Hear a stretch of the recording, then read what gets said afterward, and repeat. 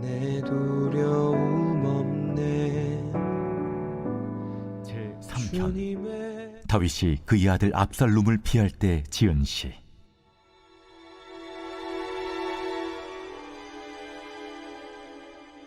여호와여, 나의 대적이 어찌 그리 많은지요.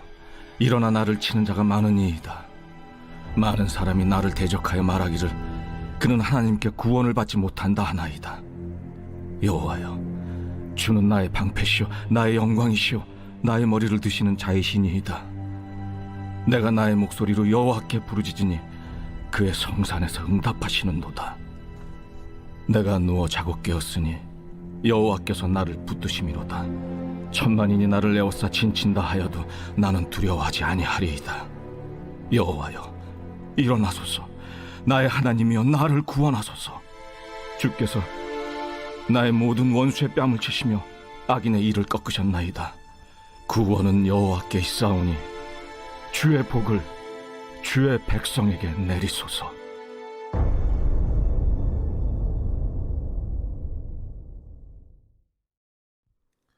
할렐루야, 좋은 아침입니다. 오늘은 7월 3일 금요일입니다. 오늘 함께 나눌 하나님 말씀은 시편 3편 1절부터 8절까지 말씀입니다. 본문의 배경을 보면 다윗의 환경이 그리 좋지 않습니다. 아들 압살롬의 반역으로 인하여서 쫓기는 신세, 아들의 반역으로 생명의 위협을 느끼는 그 처량한 아버지의 마음, 모든 것들을 가졌던 왕이었지만 어려운 일을 당하는 그 시기 가운데 다윗이 쓴 시의 내용입니다. 생명의 위협을 받으며 도망치던 가장 절박한 순간에 드리는 기도가 바로 시편의 내용입니다. 배신과 두려움, 걷잡을 수 없는 불안 속에서 다윗은 사람을 바라보지 않고 오직 하나님을 바라봅니다. 오늘 본문을 통해서 우리의 인생의 고난 앞에서 어떤 믿음으로 서야 할지를 함께 돌아보기를 원합니다. 첫 번째로 다윗은 우리에게 말합니다. 저자인 다윗은 우리에게 얘기합니다.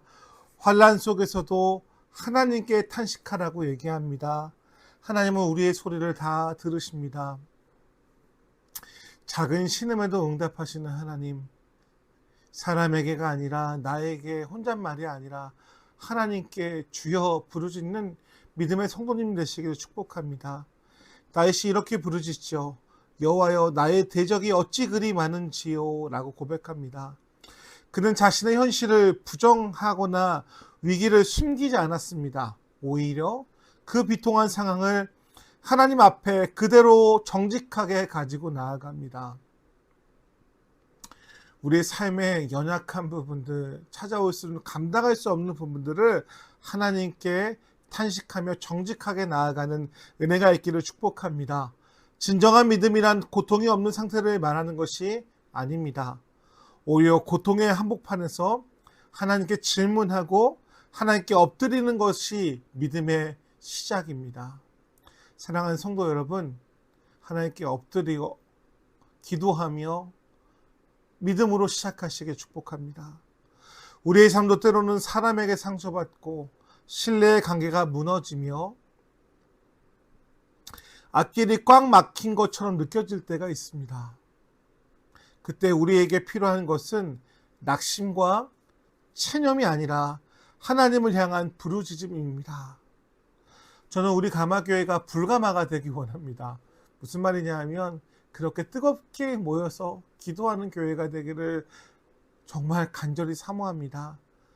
일주일에 한 번 교회 오시는 분들은 많이 계시는데 그때 와서 집에 가기에 급급하지 마시고 또 남아서 예배당 항상 열려 있으니까 조용히 기도하다 가시고 좀 일찍 나와서 기도하셔도 좋을 것 같습니다.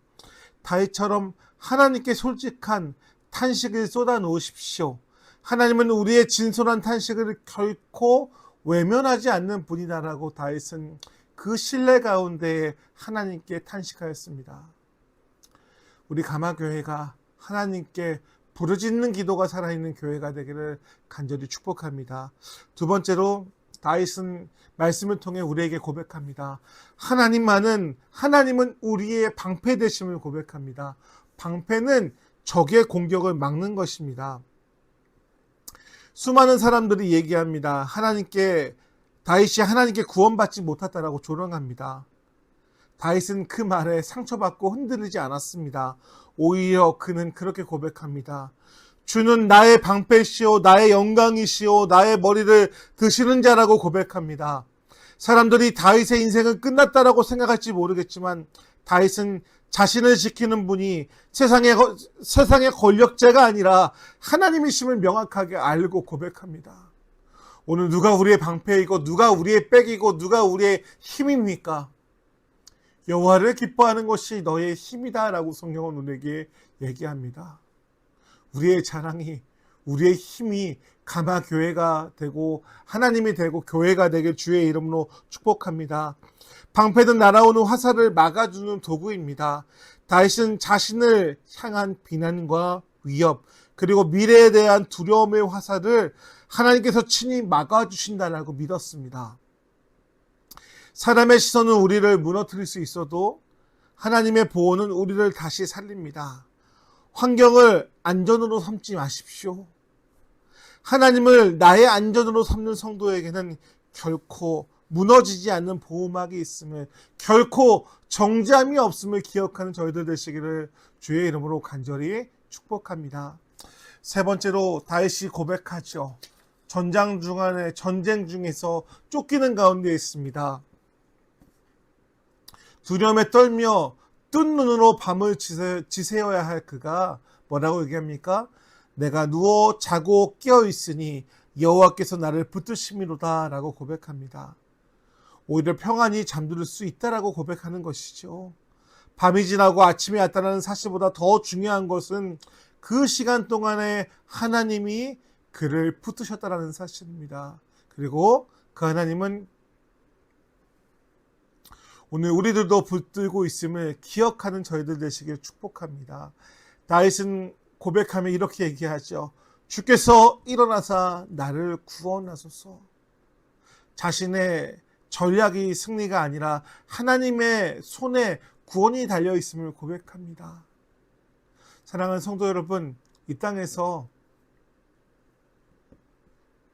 내 계획, 물질, 학벌, 어떤 여러 가지 것들이 우리를 구원으로 인도하지 못합니다. 하나님만이 우리의 구원이심을 믿음으로 고백하며 그렇게 살아가시기를, 끝까지 주님만 바라보는 저희가 되시기를 주님의 이름으로 축복합니다. 아이들이 아프는 모습을 봅니다. 그러면서 어른들이 하는 말이 뭐예요? 아픈 만큼 성숙한다라는 이야기들. 어린아이가 고열로 아파할 때 말도 못하지만 그 아이들이 아프다가 깨다가 눈 떴을 때에 다시 평안하게 잠들 수 있는 이유가 무엇입니까? 자기를 간호해주는 할머니나 가족들, 특별히 엄마나 아빠가 있었을 때에, 엄마가 있었을 때에 아이들은 세곤세곤 잠이 듭니다.